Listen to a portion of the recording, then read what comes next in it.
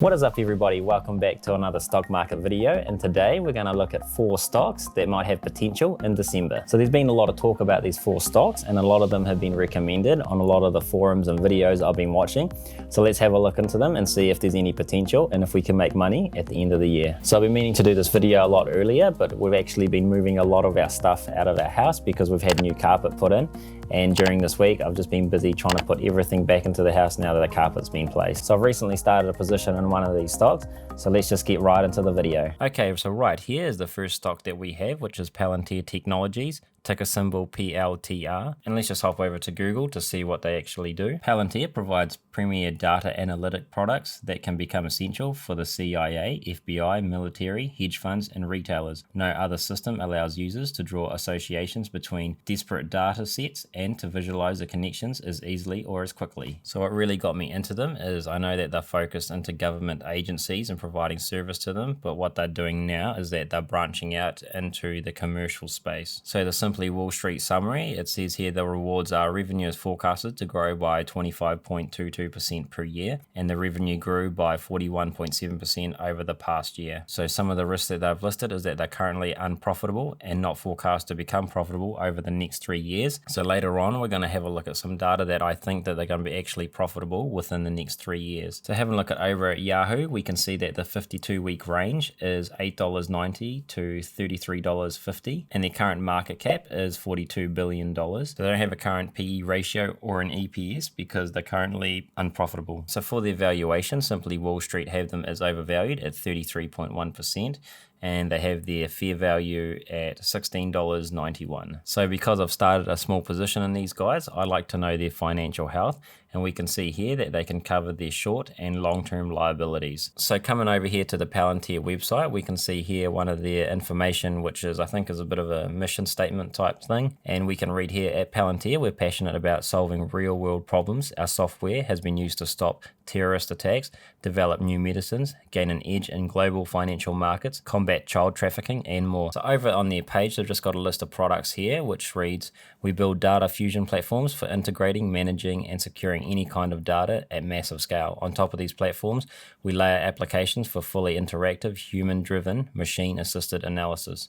And we're not going to go into any of them, but we'll just read the summary that they've got is Palantir Gotham, which is integrate, manage, secure, and analyze all of your enterprise data. Then the next one is Palantir Foundry, amplify and extend the power of data integration. And also the last one is Palantir Apollo, which is power software as a service in places that no software as a service has gone before. So one of the major reasons where I like about this is because they've provided service to a government agency, we don't really know too much about them, but it seems to be powerful enough that these government agencies want to use them and really like their service. So when they bring this over to the commercial, I think it's going to have a lot of benefits, and I don't think the stock is getting priced at the moment because no one really knows how good this software is. So last month, Palantir actually released their third quarter earnings. So let's have a read here. So they had $289 million in revenue in the third quarter. That's up 52% year on year. So the full year 2020 revenue guidance raised to a range of $1.07 billion to $1.072 billion, which is up by 44% year over year. And new contracts in the third quarter, including US Army at $91 million, the National Institutes of Health at $36 million, and $300 million renewed for aerospace customers. So the beauty with software services is that you can really upscale very quickly because you already have the software there. It's not like a product where you kind of have to build it. It's already there and then you just have to implement it. So with this, they can generate a lot of money very quickly if the software is good, and that's what I'm excited about, and that's really why I opened a small position in them. So going back to Simply Wall Street, they've got it here under future growth. The forecasted annual earnings is set to grow at 62.8%, but we also have to look at their past performance, which here it reads that they've actually been down by 100.8%. So I think this is one of the reasons why they're moving over from government agencies to the commercial sector to generate more money. So I always like to see what the analysts rate the stock at.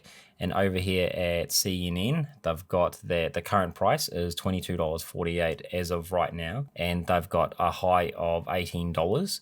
a medium price of $14 and a low price of $10. So we can see that they don't rate this stock very highly. And going over to tip ranks, we can also see the stock analyst price here that they think the target should only be $13.83. So that's basically a 38.56% from its current price. And again, they don't rate it very highly either. They only think it's worth at a high price of $18, an average price of $13.80, and also a low price. So again, this leads me to believe that I don't think anyone really knows what the price of Palantir is at the moment. It's currently at, $22.50. So personally, I don't really think the analysts know how to price Palantir because there's just not enough data in them. We really need to see what Q4 looks like and then a couple more quarters and see how they're forecasting and the kind of money that they're generating. So one of the people that's been buying a lot of Palantir is ARK Invest. In their ARKW holdings, we can see if we scroll down in 49th place that they've actually got 1 million shares of Palantir. So this gives me a bit of confidence that they believe in this company, and that's quite a substantial amount of shares. It's one of the smaller positions in the funds, but this does give me confidence that they believe in the company as well. So the next stock I want to talk about is DraftKings, and this stock has been recommended by a lot of YouTubers, so I wanted to have a look. Personally, I'm not really into gambling stocks, and my first real amount of invested money was into MGM, which I did not hold for very long due to a lack of conviction. So searching here on YouTube, we can see that there's actually a lot of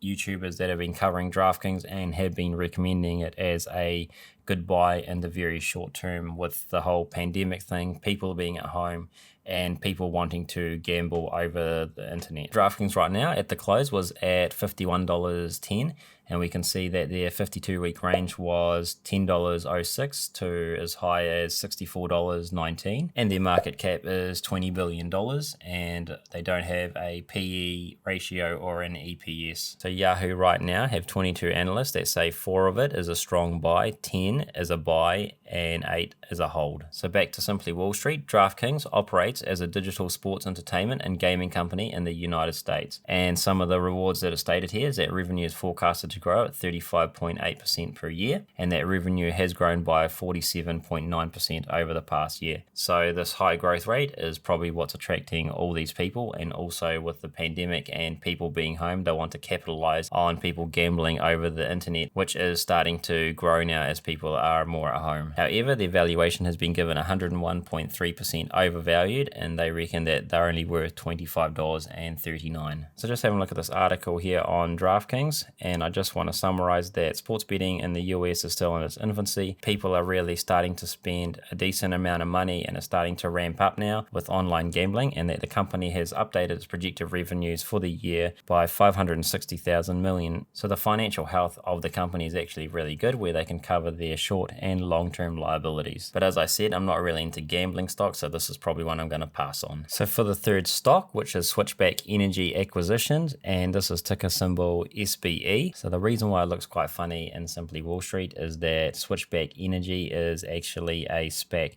So basically Switchback Energy is just a holding company, and what you're really doing is that you're going to be investing in this company called ChargePoint. Having a look at the price action on the chart, and right here when the merger was announced, we can see that it jumped up by almost 50%. So ChargePoint is a electric vehicle charging company that offers a range of solutions to the different sectors. Right here is their promotional video, so let's just have a quick look at it. The company built an electric vehicle charging network even before the first mass market electric vehicle rolled off the assembly line?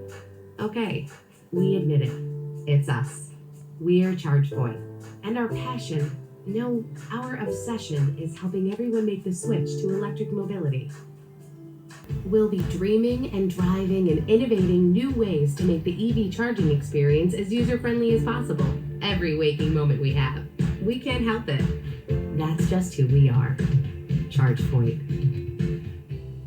So I fast forwarded the middle of the ad just to give you a glimpse of what they do. And really, Switchback Energy is just bringing them into the public stock market. ChargePoint are an already established company, and they have various solutions. So we can see here they have customer solutions, fleet solutions, and also residential solutions. So they cover a wide range of the market. In the investment slide, they're just saying that they've got 73% of the market share. So they're the highest at 73%. And then the next one is Blink at 10%. But this, I know, doesn't cover Tesla's superchargers, so it's a little bit skewed. So just having a look at the price action of the chart. Now, they haven't merged yet, and that's still yet to be announced, but they were hovering at about $16 a share, and we can see that they've gone all the way up to a closing high of about $37 and back down again. And the main reason for this is because they're quite a large player and they have a large market share. So instead of people wanting to invest in individual EV companies, as the market share of EV vehicles goes up, you're going to need to charge them, and these guys here have a bulk of the solutions that people are going to be going to. And the fourth stock that I'm just going to be briefly talking about is obviously Tesla and what's happened with their S&P 500 inclusion and what it's done to the stock price. And it's been hovering, so before that it was hovering about $400, and then it shot up by about just under 20% and around the price of $500. And there's been further hype on the stock price, and it's continued all the way up just under $600 closing for the day, and it's now currently at about $570. So over to my Sharesies, and we can see here that I've been actually buying Tesla at around about $400, just fractional shares, and we can see the jump ups. So I'm pretty excited to see what actually happens to it when we get closer to the date of December 21st, when it actually gets added,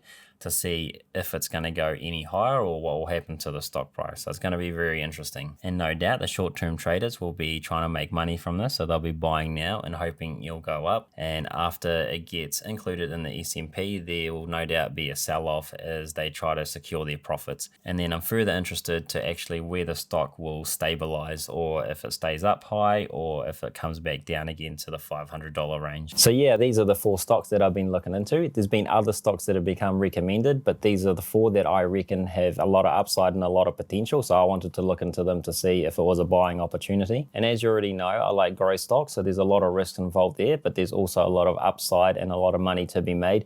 If you can get it right, just make sure it's right for you. So let me know your thoughts below in the comments about what you think about these companies. Do you think it's a good idea that I invested into PLTR? Or do you think it's quite risky at the moment and they're very overvalued? So being the end of December, I'm probably not going to invest too much more. There's a lot of financial commitments around this time of year, so I'm just happy to have a look at what's happening in the stock market, and I may even have a look at some positions and trim them back to take in a little bit of the profits. I'm very interested in what happens with Tesla and how high the price could go up potentially when it gets included in the S&P 500 on the 21st of December. So that's enough for me today. Thank you for watching. As always, safe investing. May the gains be with you, and I'll see you on the next one. Goodbye.